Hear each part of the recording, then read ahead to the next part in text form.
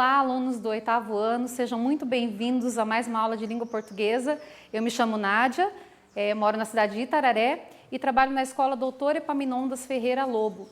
E eu convido vocês, então, para mais uma aula de português. Antes eu queria mostrar para vocês a minha camiseta, né, que diz aqui, eu acredito na educação, e essa é a razão pela qual eu estou aqui com vocês nessa manhã. Então vamos lá? O tema da nossa aula de hoje é a palavra no contexto. A habilidade do currículo paulista, ler de forma autônoma textos de gêneros variados.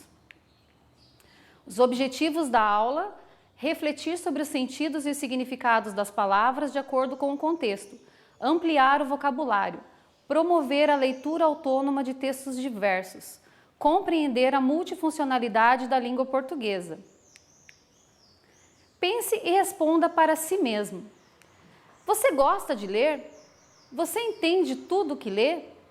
Quando não compreende um texto, você desiste dele ou procura compreender as palavras que desconhece para prosseguir com a leitura? Quais são os motivos que normalmente nos levam a buscar uma leitura? Então eu gostaria de refletir com vocês um pouquinho a respeito dos objetivos de leitura. Será que você é um leitor assíduo? Você busca leituras diferentes no seu dia a dia? Qual que é o seu relacionamento com a leitura? Você lê pelo prazer ou você lê pela responsabilidade de ler? Quando você busca um material de leitura, você costuma selecionar ou alguém indica para você? Então a gente vai refletir um pouquinho sobre qual é a nossa relação com a leitura, certo? Vamos continuar lá então? Você sabia que o nosso cérebro quer armazenar energia e nossa mente busca o que é mais cômodo? O que é mais fácil, ler um livro ou assistir a um filme? Então eu trouxe para vocês uma curiosidade. Por que será que às vezes a gente se sabota e não quer fazer aquela leitura e prefere às vezes até assistir a um filme? Então, por exemplo, o professor sugere para você uma literatura que já virou um filme e você opta por assistir o filme. Porque o nosso cérebro, ele procura o que é mais cômodo, o que é mais agradável, o que não vai dispor de tanta energia. É por isso que muitas vezes você acaba optando pelo sofá, pela pipoquinha, pelo filme e acaba deixando a leitura do livro de lado, né? Fica aí uma reflexão para nós. Seguindo aqui, eu trouxe uma dica para vocês. Comece com leituras de temas ou gêneros que chamem sua atenção. Esporte, suspense, romance, aventura, moda. Então, como que a gente começa a tomar prazer pela leitura? Quando nós nos envolvemos com temas que nos chamam a atenção. Então, por exemplo, eu comecei a ler quando criança gibi, porque era o que me chamava a atenção. E aí eu aprendi a ler de forma autônoma através do gibi. De repente as meninas aí se interessam por moda e aí vão procurar entender melhor sobre o assunto. Então, a dica é procure escolher temas que te agradem, temas que chamem a sua atenção. E aí você vai tomar o gosto pela leitura. É assim que a gente começa, tá? Então, seguindo, escolha o formato de leitura que mais lhe agrada. Audiobook, que são os audiolivros, né? O e-book, o livro eletrônico, versões digitais dos livros físicos. E a sala de leitura das escolas. Então, nós sabemos que hoje não tem desculpa para você não ler, né? Nós temos o audiobook, que inclusive a semana passada eu fiz uso dele, né? E li um livro que eu vou indicar para vocês daqui a pouquinho. Muito bom. Então, enquanto eu estou fazendo as minhas coisas lá, os meus serviços, a minha rotina, eu posso estar escutando esse livro. E também eu posso fazer uso dos e-books, né, que são os livros em PDF, ou eu posso optar também pela sala de leitura das escolas, que hoje, infelizmente, vocês não têm esse acesso, mas quando retornarem, quem sabe, né? Procura lá o professor da sala de leitura, procura um professor de português, ele vai fazer algumas indicações bastante interessantes para você, tá bom? Outra sugestão, às vezes você pode pensar assim, eu não gosto muito dos clássicos literários, mas talvez é porque você ainda não tenha tido acesso a eles ainda. E de repente, se para você não for tão agradável a leitura de um clássico, hoje em dia nós temos eles em versões de quadrinhos. Então você pode pegar um livro aí famoso que seu professor vai indicar e pode achar ele na versão de quadrinhos também e desfrutar dessa leitura, certo? Vamos seguir aqui. Eu queria compartilhar com vocês um projeto da nossa diretoria de ensino de Itararé. Ela mobilizou os estudantes através de um desafio chamado Conectados pela Leitura de Itararé. Então, em que consiste esse desafio? Os nossos alunos foram desafiados a fazer indicações literárias e produzir uma foto ou vídeo falando a respeito. E eu convido vocês agora a apreciar essas produções feitas pelos nossos alunos da Diretoria de Ensino de Itararé. Olá, eu sou a professora Nádia, de Língua Portuguesa, trabalho na Escola Doutora Epaminondas Ferreira Lobo e vim trazer hoje para você uma indicação literária. Eu li um livro que mudou muito o meu jeito de pensar, que se chama Campo de Batalha na Mente, de Joyce Meyer. Como o próprio nome diz, muitas das guerras que nós enfrentamos, elas estão aqui na nossa mente. Então, para vencê-las, nós precisamos ter uma mente saudável. E eu deixo essa indicação para você, tenho certeza que você vai gostar, tá bom? Fica a dica, então.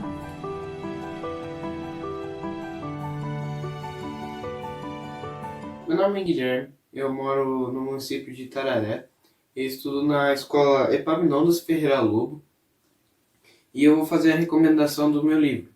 O meu livro é O Diário Perdido de Gravity Falls, que é da Disney, é um seriado, é um livro sobre o seriado. E aqui, tem um recadinho aqui, que é o best seller do New York Times, que é o melhor vendido do jornal New York Times de Nova York, dos Estados Unidos.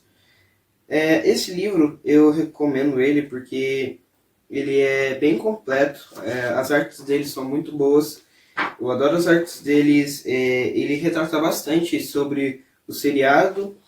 Esse livro, inclusive, é de um personagem daquele seriado, e eu não posso dizer muito, senão posso até acabar dando spoiler, vou estragar a experiência de quem for acabar lendo o livro e também assistir o seriado.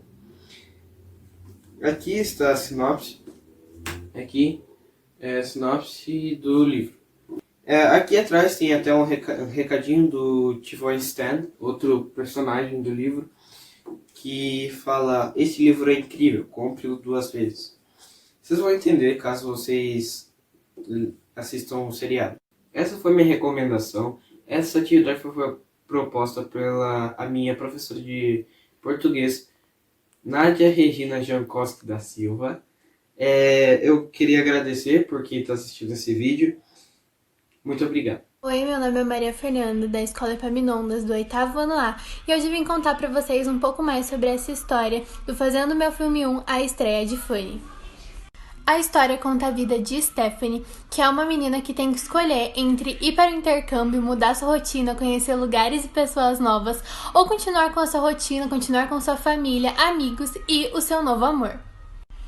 Eu gostei bastante desse livro porque ele é escrito por Paula Pimenta, que é uma autora bastante conhecida pelos seus romances adolescentes, e eu sou muito apaixonada por esse tema. Outro motivo de eu gostar bastante desse livro é porque ele tem bastante coleções, então você consegue continuar descobrindo mais sobre a história.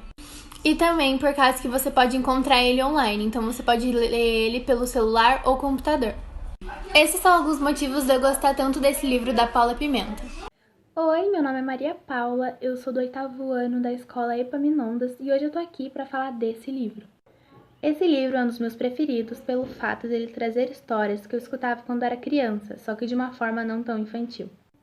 Além dele ser rico em detalhes e ter uma variedade enorme de contos, no final do livro ele traz curiosidades sobre crenças infantis. Eu recomendo esse livro para quem quer conhecer novas versões dos contos de fadas. E aí, gostaram dos vídeos?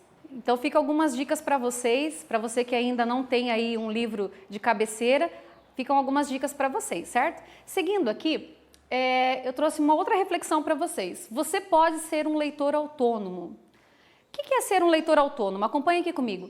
Escolhe o que lê, administra sua leitura, busca, compreende e sente-se livre para isso. Compreende que não há impedimentos para a sua leitura. Então é assim, quando eu penso na palavra autonomia, me vem à mente independência. Então, como me tornar um leitor autônomo? Através dessa prática da leitura, eu consigo construir o hábito de ler e aí eu não vou encontrar impedimentos para a leitura. E nós vamos trabalhar um pouquinho hoje sobre a significação das palavras, porque às vezes algumas palavras interrompem o meu processo de leitura, fazem com que eu desanime, né? Mas isso não pode acontecer e eu vou mostrar para vocês que é possível, certo? Vamos seguir? Explicando o tema da aula. A palavra no contexto. Contexto é o conjunto de elementos ou situações que ajudam o receptor da mensagem a compreendê-la. Esses elementos caracterizam o texto e comunicam as ideias expressas através de palavras escritas. Então, quando eu encontro alguma palavra durante a minha leitura que eu desconheço o seu significado, eu vou procurar olhar toda a construção que está em torno dela. Por isso que se chama contexto. Todos os elementos que constituem um texto, eles vão construir uma história e eu vou conseguir construir também a compreensão de alguns significados que às vezes para mim parece meio abstrato, certo? Vamos seguir aqui? Eu produzi para vocês alguns versos só para vocês terem uma ideia de como que se dá esse processo de compreensão. Então, diz assim: amizade verdadeira. Se fores desleal, irá arrefecer seus amigos. Mas não pense em convencê-los com frases feitas. Não seja hiperbólico em seus discursos. A amizade se cultiva como a arte exercida por um verdadeiro florista. Talvez, ao ouvir essa leitura, você possa ter se deparado ali com algumas palavras que você desconheça. Vamos dar uma olhadinha? A palavra arrefecer, a palavra hiperbólico, né? Dentre algumas ali que talvez possa não ser do conhecimento de vocês, porque a gente não costuma usar no nosso dia a dia. Mas hoje eu vou ajudar você a compreender um pouquinho melhor como entender o significado dessa palavra dentro do contexto. Exemplo, palavra que não está inserida em um contexto. Desleal. Você sabe o significado da palavra desleal? Talvez você possa pensar, nossa, professora, que palavra simples, né? Eu sei o significado dela. Né? Então, partindo da construção da palavra, eu consigo entender o seu significado. Vamos ver como que é esse processo? Então, vamos estudar um pouquinho sobre a estrutura da palavra. Eu trouxe para vocês a palavra desleal, que pode ser, a princípio, uma palavra que você pense aí, nossa, professora, que palavra simples, eu conheço essa palavra, né? Mas é importante eu conhecer como ela foi construída. Então, eu tenho o radical da palavra, que é o trechinho da palavra que não muda, leal. E talvez você já saiba o significado, que é ser fiel às regras que permeiam a honra, ser franco, ser honesto e ser correto. Quando eu tenho um prefixo adicionado ali, eu mudo todo o significado dessa palavra. Então, a palavra leal passa a ter um novo significado com o prefixo des. Vamos vê-la no contexto aqui? Então, eu tenho aqui uma oração. Éramos amigos, mas você foi desleal. Pensa bem, ainda que eu não conheça o significado da palavra desleal, quando eu olho para a construção que está em torno dela, eu consigo compreender o seu significado. Então, éramos amigos, significa que não somos mais. Mas você foi desleal. Eu tenho duas orações nesse período. A primeira é, éramos amigos, e a segunda é, você foi desleal. Professora, como eu sei que tem duas orações dentro desse período? Porque eu tenho dois verbos. O verbo éramos e o verbo foi. E tem uma palavrinha ali no meio que está unindo essas duas orações, que é a conjunção mas. E ela é importantíssima, porque ela liga ideias que são opostas. E aí eu tenho a compreensão de todo o conjunto. Então, olha só, éramos amigos, mas você foi desleal. Então, o que significa desleal? Ora, se nós éramos amigos e não somos mais, aconteceu alguma coisa no meio desse percurso, né? Por isso que ele une ideias opostas, certo? Então, você não foi franco, você não foi correto comigo, você não foi honesto comigo, certo? Então, eu chamo essa conjunção de conjunção adversativa. Quando eu penso em adversativa, eu penso em adversidade, né? Em algo contrário. A conjunção em destaque, então, une ideias opostas, certo? Seguindo, vou apresentar para vocês primeiro as palavras fáceis, depois eu vou entrar um pouquinho nas difíceis, tá? Florista, talvez você já tenha se deparado com essa palavra, já conheça, já tenha visto, né? Enfim, eu tenho a estrutura dessa palavra, tenho o radical dela. Lembre-se que o radical é o trechinho da palavra que não muda. Então, eu tenho o trechinho flor. E eu completo ela com o sufixo ista. Aí eu mudo o significado dela. Eu tenho aqui, no caso, um substantivo, né? Ó, observação, o sufixo ista é formador de adjetivos e substantivos. Florista é um substantivo que atende aos dois gêneros, ou seja, serve tanto para a mulher quanto para o homem. E florista é aquele que trabalha com a arte de cultivar e de produzir flores artificiais, certo? Eu trouxe para vocês aqui alguns exemplos, só para a gente contextualizar. A estrutura das palavras. O sufixo ista é formador de adjetivos ou substantivos. Veja outros exemplos. Substantivos: jornalista, vocalista, radialista. Adjetivos: otimista, detalhista e saudosista. Perceba que eu consigo aliar esses substantivos e esses adjetivos e formar ali, eu consigo qualificar o substantivo através dos adjetivos. Então, eu tenho ali um jornalista que pode ser otimista. Ele olha para uma notícia e olha de uma maneira positiva, uma maneira agradável, né? Ele é otimista. Eu tenho um vocalista que pode ser detalhista, ou seja, quando ele vai cantar, quando ele vai fazer a sua performance, ele observa os detalhes, ele quer perfeição, então ele é detalhista. E eu tenho um radialista que pode ser saudosista, né? Quando ele vai ali propor as músicas, ele vai colocar as suas músicas ali na rádio, ele escolhe sempre aquelas antigas, né? E apresenta para vocês, que são a nossa geração de hoje, certo? Então, só para contextualizar. Seguindo aqui, eu trouxe agora uma palavra que talvez seja um pouquinho mais difícil de você compreender. E ela fora de um contexto, sozinha, complica um pouquinho mais o seu significado, né? É a palavra hiperbólico. Você sabe o que significa hiperbólico? Então pensa lá na construção da palavra. Se eu separo o radical, se eu tenho um sufixo ou um prefixo, será que eu consigo aplicar essa regra na palavra hiperbólico? Vamos ver alguns exemplos aqui. Olha, vamos ver primeiro a estrutura da palavra. Hiperbólico. A partir do prefixo hiper, você pode construir outras palavras. Quando eu penso assim em hiper, será que quais palavras me vêm à mente? Vamos dar uma olhadinha, que eu tenho alguns exemplos para vocês. Hiperativo, hipercalórico, hipercrítico, hipermercado. Então, hiper me dá a ideia de super, certo? Ainda assim, talvez vocês estejam aí com dúvida no que significa hiperbólico. Então, vamos seguir aqui. Hiperbólico, que faz uso da hipérbole, utiliza-se de exagero ao falar ou ao agir, por exemplo. Etimologia, origem da palavra hiperbólico, do grego hiperbólicos. Exemplo, seu discurso foi hiperbólico.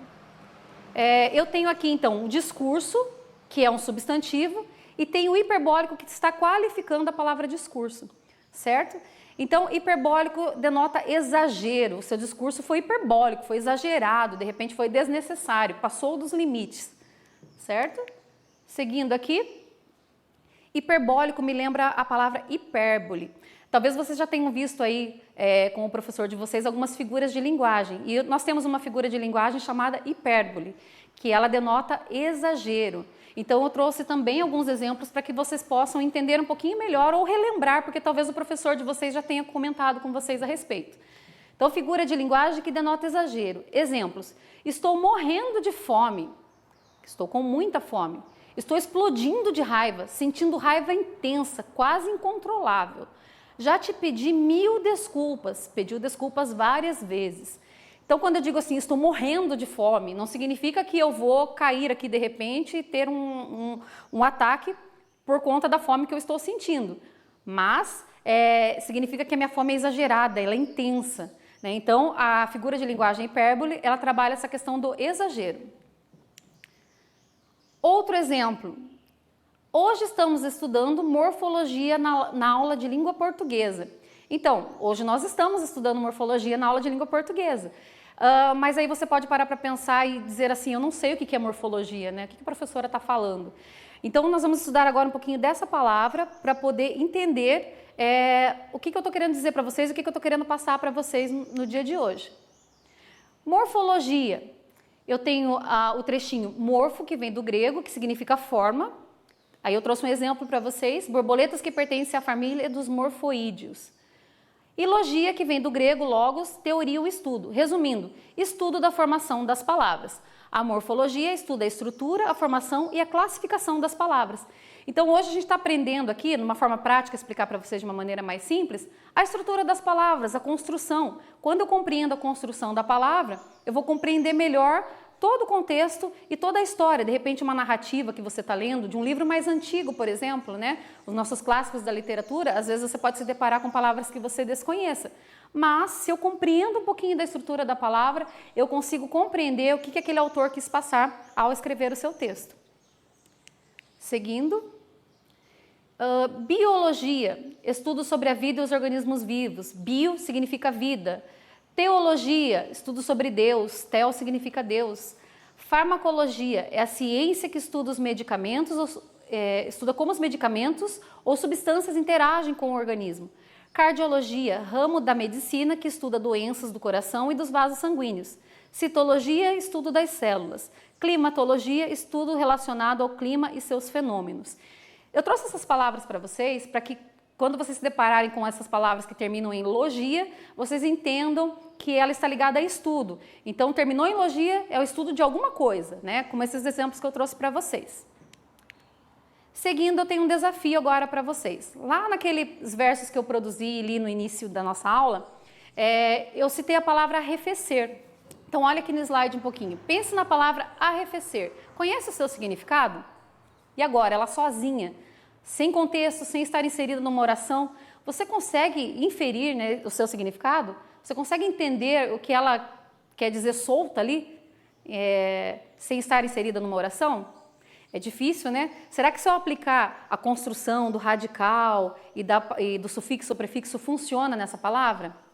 Vamos dar uma olhadinha? Leia os versos. Nem tudo arrefeceu. Quando o inverno chega, traz consigo o arrefecimento.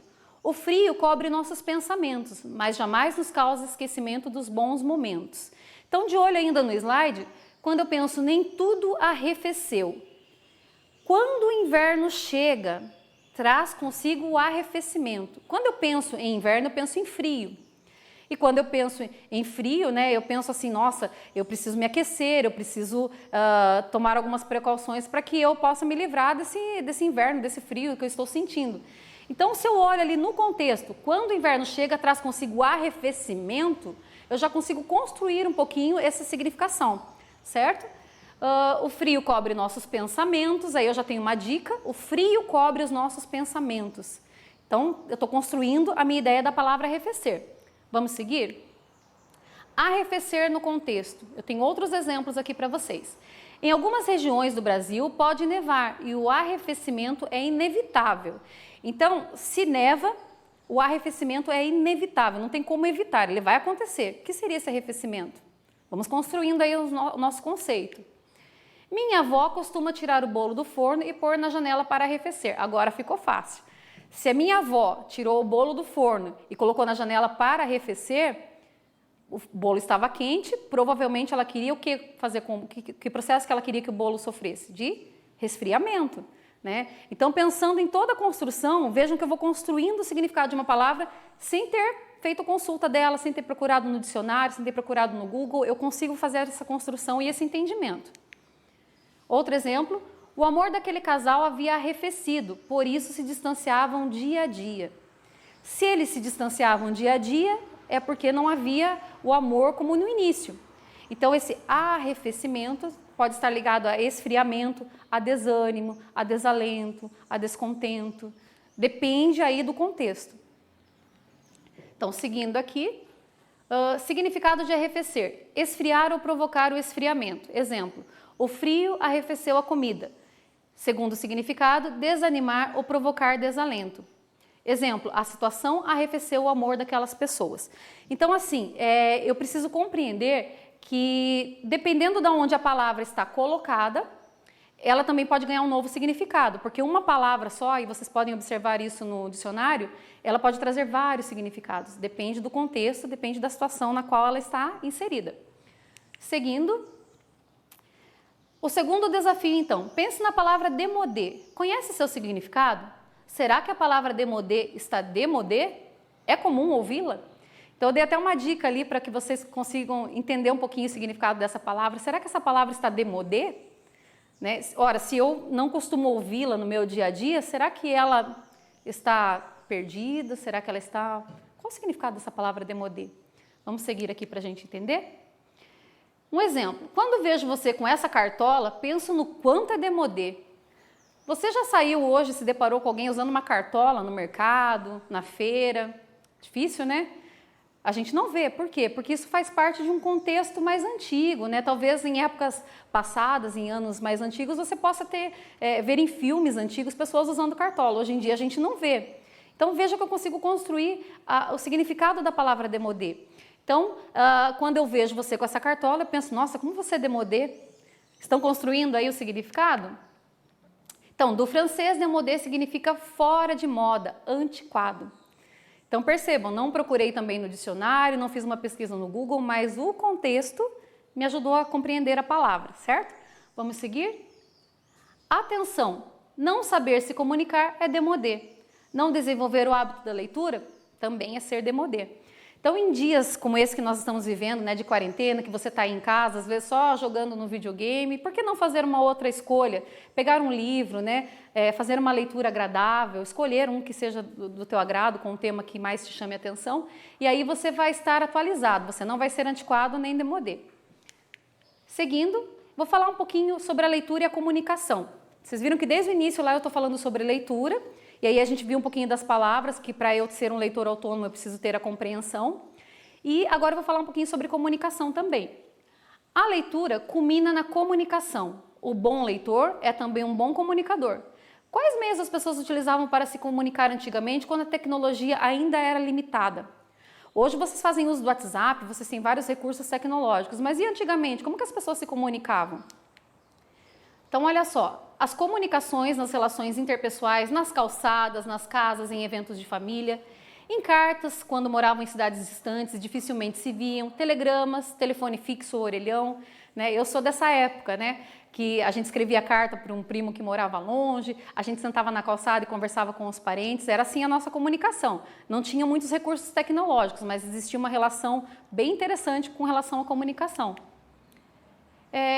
Eu trouxe aqui para vocês também um texto que eu elaborei de uma conversa de WhatsApp. Vamos dar uma olhadinha? Exemplo 1, título, falha na comunicação, conversa de WhatsApp. Lu, oi amiga, tudo bem? Tati, oiê, o que vai fazer hoje à tarde? Tati, nada. Lu, vamos ao parque. Tati diz, já disse que quero nada. Lu, nossa, tá bom, fui. Então assim, se você lê desse jeito que eu li, talvez você tenha uma compreensão de que uma das meninas ali não queria nada com nada, né? Mas olha a observação ali no final do texto. E tudo que Tati queria, na verdade, era nadar. Além dos erros de ortografia, Tati não foi clara em suas respostas. Talvez se ela tivesse numa conversa, né, ali ao vivo, ela teria dito, né, vamos ao parque, eu já disse que eu quero nadar. Mas ali houve um erro de escrita, né, ortográfico, e aí houve uma falha na comunicação. Isso já não aconteceu com você? De mandar uma mensagem por WhatsApp e ser mal interpretado, ser mal compreendido? Talvez porque a sua ortografia esteja comprometida, talvez você tenha deixado faltar algumas palavras ali, e aí existe uma falha na comunicação. Por isso que a leitura é tão importante, porque a leitura vai te dar condições de escrever melhor e se comunicar melhor.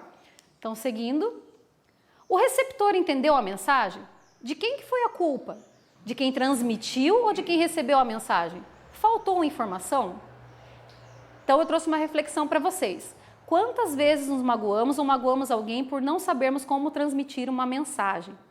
Então, quando acontece a falha na comunicação, às vezes o outro se sente magoado, machucado, e às vezes você nem quis dizer aquilo.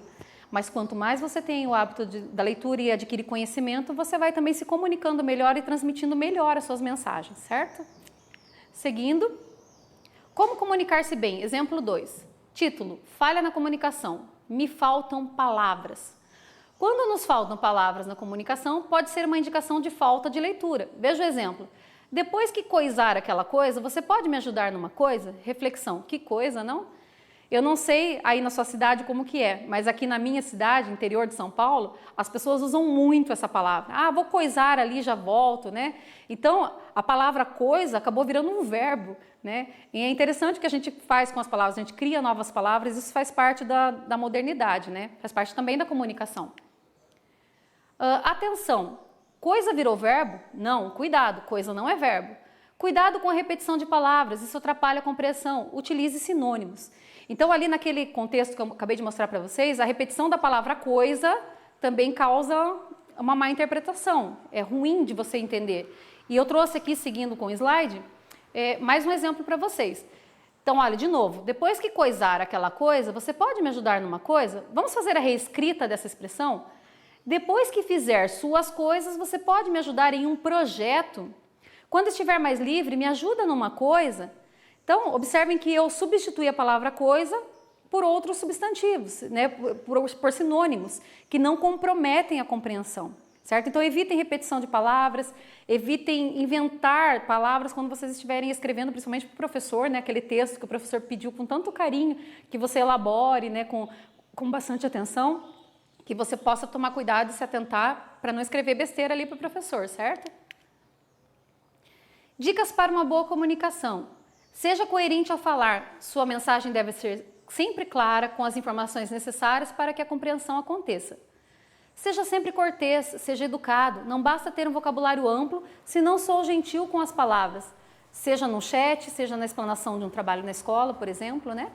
Então, assim, vocês participam, às vezes, aí da interação do chat, né, no Centro de Mídias, isso é muito bacana, é um espaço muito legal que vocês têm. Então, saibam aproveitar, né, sendo sempre gentil, cortês, prestando atenção nas aulas, interagindo de uma maneira que seja produtiva para você, certo?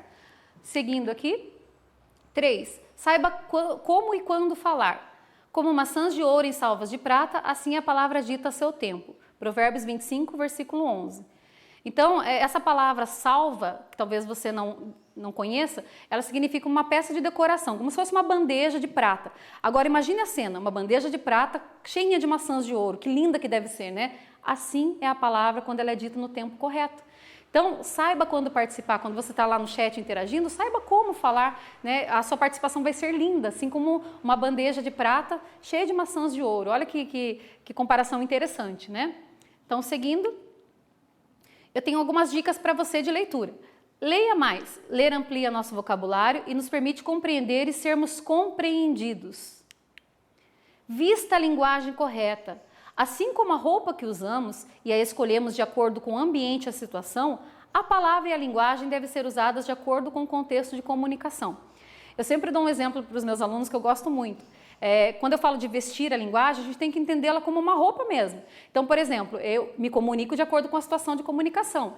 Se eu vou falar com um colega, que eu tenho mais uma amizade assim, é mais tranquila, eu posso usar minhas gírias, posso falar da maneira que eu quiser. Mas se eu for me direcionar para uma outra pessoa, de repente com até um outro nível cultural diferente do meu, eu vou escolher um pouquinho melhor as palavras.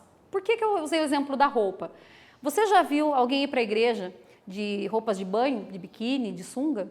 Nunca viu, né? Você já viu alguém ir à praia de terno, gravata, né? A moça de longo? A gente não vê esse tipo de situação.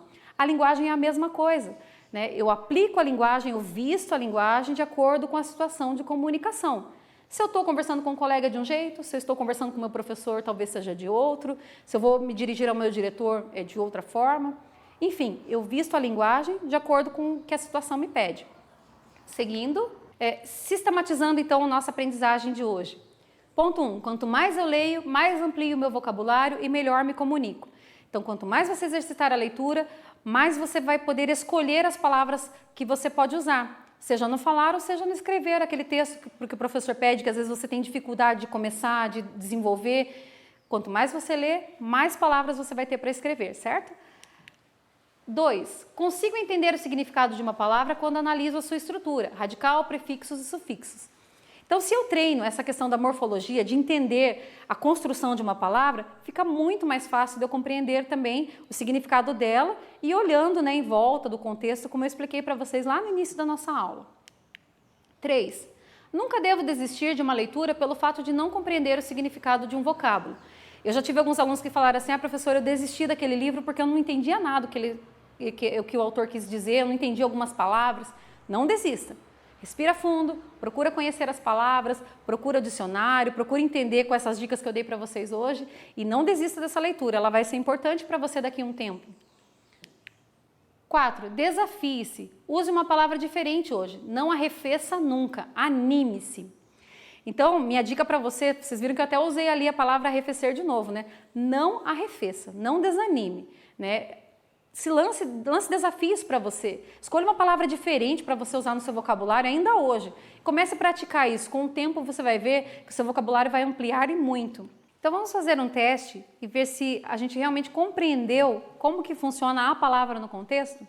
Vamos voltar para aqueles primeiros versos que eu mostrei para vocês lá no início da nossa aula. A verdadeira amizade. Se fores desleal, irá arrefecer seus amigos. Então vamos pensar naquelas palavras que eu trabalhei com vocês durante a aula. A palavra desleal. Se você for desonesto, incorreto, não cumprir as regras, você irá arrefecer seus amigos. Ou seja, você irá afastá-los de você. Lembra que a palavra arrefecer, ela pode ter tanto significado de esfriar, causar desalento, né?